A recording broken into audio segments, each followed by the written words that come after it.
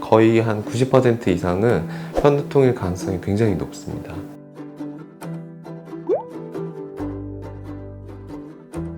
안녕하세요. 저는 H플러스 양주병원 뇌신경센터장 강석재라고 합니다. 머리가 아프면서 소화불량이 같이 동반이 되고 울렁거리는 증상이 나타나기도 하고요. 편두통 환자가 굉장히 많습니다. 인구의 한 15%가 있는 걸로 알려져 있는데, 개인적인 생각으로는 전 인구를 조사한 다음에 25%까지도 있을 가능성도 높다고 보고요. 편두통은 잘 동반되는 증상으로 어지러운 증상이나 빛 공포증, 소리 공포증, 그리고 냄새에 대해서 예민해지는 증상들이 있는데, 핸드폰이라든지 우리 패드 같은 걸 많이 보는데 눈이 좀 부시기도 하고 좀 불편한 느낌을 받고 그거에서 두통이 유발되는 경우도 있거든요. 그런 것들을 빛공포증이라고 하고, 큰 소리라든지 웅웅거리는 소리라든지 좀 거슬리는 소리들이 있어요. 층간소음으로 쿵쿵쿵쿵쿵쿵 하는 것들이 내 머리를 아프게 한다, 그런 것들을 소리공포증이라고 하거든요. 냄새 같은 경우도 좀 나쁜 냄새들, 특히 담배 냄새라든지 아니면 페인트 냄새라든지 이런 것들은 비교적 잘 유발하는 걸로 돼 있고요. 냄새에 대한 예민한 그런 증상을 갖고 있다고 하겠습니다.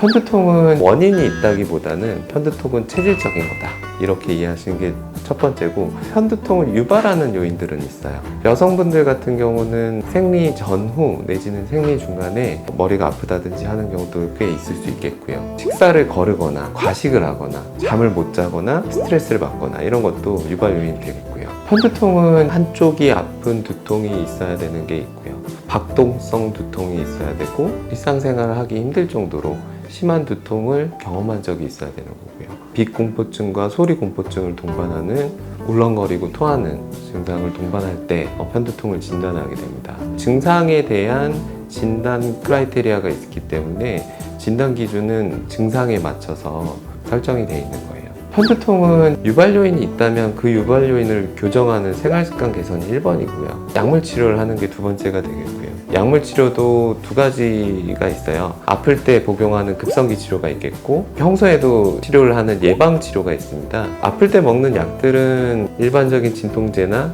약국에서 사 먹을 수 있는 약들도 많이 있겠고요. 예방 약들은 혈관을 안정시키는 혈관 안정제나 아니면 항우울제, 항경련제 같은 약들이 편두통 예방약제로 많이 사용을 해서 두통을 생기는 횟수라든지 강도를 낮춰주는 역할을 하고요. 그 외에도 보톡스 치료라든지, 최근에는 CGRP 안타고니스트라고 하는 물질을 가지고 신약이 개발이 돼서 굉장히 효과가 좋은 만성 편두통 치료제가 있습니다. 그래서 그런 약들을 예방약제로 사용을 할 수가 있겠습니다. 편두통은 운동을 하게 되면 우리 몸에 있는 혈관이라든지 심장이라든지 이런 부분들을 자극을 하게 되고, 그걸 버티는 폭을 넓혀준다고 보시면은 두통이 유발되는 역치가 높아지는 효과를 나타나게 됩니다.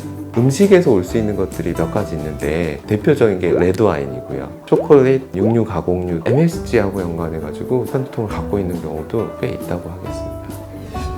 환자들이 가장 많이 물어보는 세 가지가 있는데요. 이게 치료가 되냐? 편두통은 치료가 되는 병이 아닙니다. 그걸 조절하는 병이라고 보시면 되겠고, 환경이라든지 내 몸의 상태라든지 스트레스라든지 아니면 호르몬의 변화라든지 이런 요인들에 의해서 좋다 나쁘다 이거를 계속 반복하는 거지, 이거 자체는 없어지는 병은 아니라고 생각하시면 됩니다. 아플 때마다 두통약을 먹어도 되냐? 100% 먹어도 된다고 말씀드리겠습니다. 많이 참고 드시는 분이 꽤 많은데요. 그렇게 하시는 것들은 약의 효과를 떨어뜨리고 두통이 더 오래가게 하는 것밖에 되지 않습니다. 증상이 생기기 시작을 하면 그때는 약을 최대한 빨리 드시는 게 좋습니다. 하지만 하루에 한 번씩, 이틀에 한 번씩 아프다면 아플 때 먹는 약만으로는 해결되지 않는다는 거예요. 그럴 때는 꼭 예방약제라든지 다른 치료법을 같이 병행을 해야 돼요. 편두통이 있으면 술을 드시면 안 되냐? 이건 정말 개개인차가 많은 것 같습니다. 어떤 분들은 자기가 한 반병까지는 괜찮아 이러는 분들도 있고, 한 잔만 먹어도 안 돼 이런 분들이 있어서 실험을 본인이 좀 해보는 것도 필요하다고 생각하고요. 주량을 제한해서, 그리고 주종을 제한해서 한다면 어느 정도 드실 수 있는 부분을 찾을 수 있을 거라고 봅니다.